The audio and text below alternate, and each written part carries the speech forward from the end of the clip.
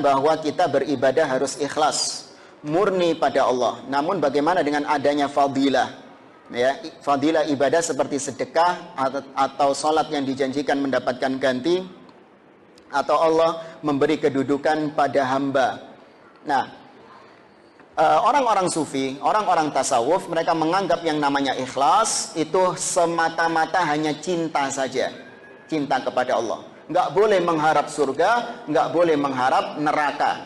Ya, bahkan terkenal ucapan seorang sufi wanita yang bernama Rabi'ah Al-Adawiyah, ya, itu mengatakan bahwa aku menyembah kepada Allah bukan karena aku pingin surga dan juga bukan karena takut neraka. Aku menyembah kepada Allah, beribadah kepada Allah hanya karena aku cinta kepada Allah. Seandainya, ini dia berdoa, ya Allah, seandainya surga itu membuat aku tidak ikhlas karenamu, jangan masukkan aku ke surga.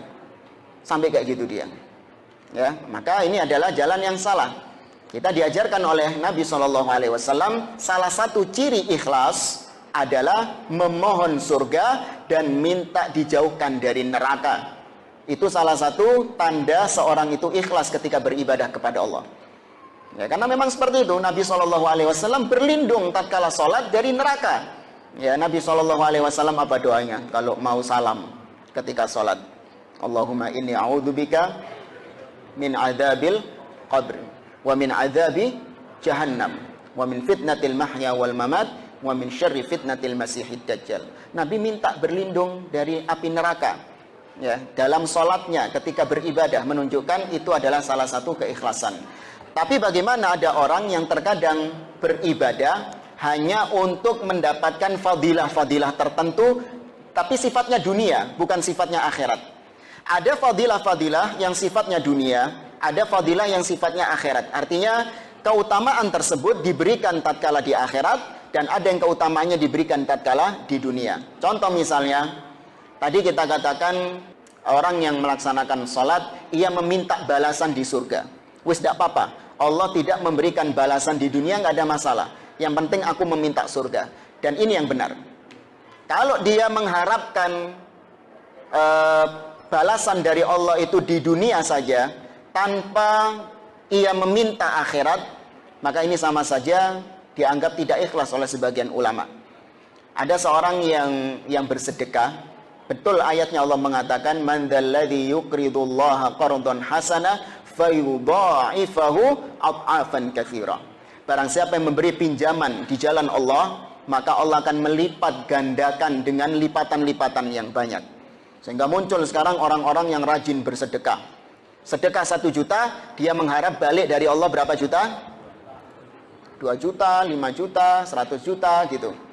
Yang diharapkan sama dia cuman kembalinya di dunia saja, fadilah yang ia dapatkan di dunia.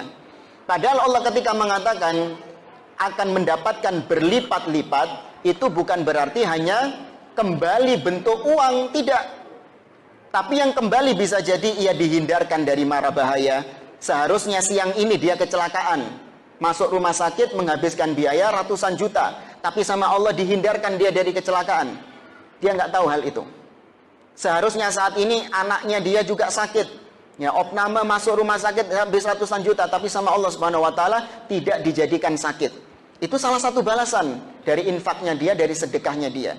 Demikian pula dikasih kesehatan di dalam dirinya, atau rizki-rizki yang lain yang ia tidak mengetahuinya.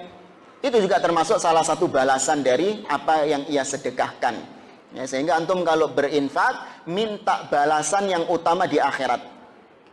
Adapun balasan di dunia, antum jangan pikirkan, serahkan semua sama Allah Subhanahu wa taala. Allah la yukhliful mi'ad. Allah itu tidak akan mengingkari janjinya. Antum pasti dikasih balasan di dunia juga dengan berlipat-lipat seperti tadi. Tapi jangan ditunggu. Ada yang ditunggu buka rekeningnya, oh belum masuk koan gitu. Ya, jangan. Ya, karena nggak harus dari situ.